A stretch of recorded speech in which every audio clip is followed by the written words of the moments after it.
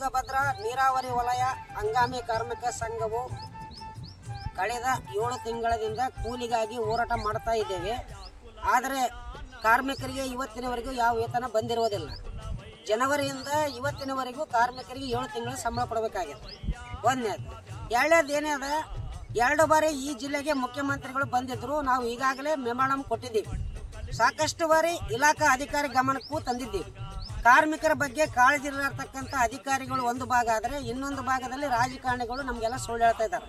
ವೇತನ ಆಗ್ತದ ಅದಾಗ್ತದ ಅಂತ ಹೇಳ್ತಾ ಇದ್ದಾರೆ. ನಿನ್ನೆ ಒಂದು ಸುಳ್ಳು ಕಾರ್ಮಿಕರಿಗೆ ಒಂದು ಮೆಸೇಜ್ ಕೊಡ್ತಾ ಇದ್ದಾರೆ.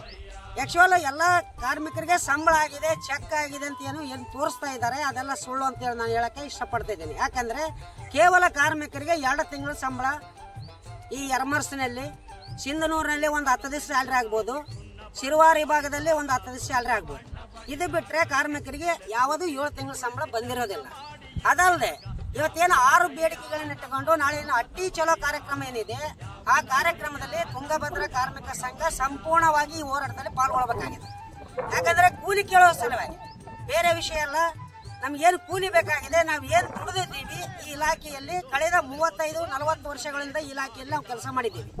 ಆದರೆ ಇವತ್ತಿನವರೆಗೂ ಇಂದ 2014ರವರೆಗೂ 2014ರವರೆಗೂ ನಾವು ದಿನಗೂಲಿಗಳಾಗಿ ಕೆಲಸ ಮಾಡಿದ್ದೀವಿ. 2014ರ ನಂತರ ಏನು ಈ ನೀರಾವರಿ ಇಲಾಖೆ ನಿಗಮಕ್ಕೆ ಹೋಯ್ತು, ಅವಾಗಲಿಂದ ನಾವು ಕಾಂಟ್ರಾಕ್ಟ್ ಲೇಬರ್ ಅಂತ ಹೇಳ್ತಾರೆ. ಕಾಂಟ್ರಾಕ್ಟರ್ ಕಾರ್ಮಿಕರಾದ್ರೂ ಕೂಡ ನಮ್ಗೆ ಏನೇನು ಸೌಲಭ್ಯಗಳು ಸಿಗಬೇಕಾಗಿತ್ತು ಆ ಸೌಲಭ್ಯಗಳು ಸಿಕ್ಕಿಲ್ಲ. ಕಾಂಟ್ರಾಕ್ಟ್ ಲೇಬರ್ ಪ್ರಕಾರ ಪ್ರತಿ ತಿಂಗಳು ಸ್ಯಾಲ್ರಿ ಆಗಬೇಕು, PF ESI ಸೌಲಭ್ಯಗಳು ಕೊಡಬೇಕು. ಅದಲ್ಲದೆ ಕಾರ್ಮಿಕರಿಗೆ ಡ್ರೆಸ್ಸು, ಕಾಂಟ್ರಾಕ್ಟ್ ಆಕ್ಟ್ನಲ್ಲಿ ಏನೇನು ಬರಬೇಕು ಅವೆಲ್ಲ ಈ ನೀರಾವರಿ ಕಾರ್ಮಿಕರಿಗೆ ಯಾವ ಸೌಲಭ್ಯಗಳು ಸಿಕ್ಕಿಲ್ಲ ಅಂತ ನಾನು ಸ್ಪಷ್ಟವಾಗಿ ಹೇಳಕ್ಕೆ ಇಷ್ಟಪಡ್ತಿದ್ದೇನೆ.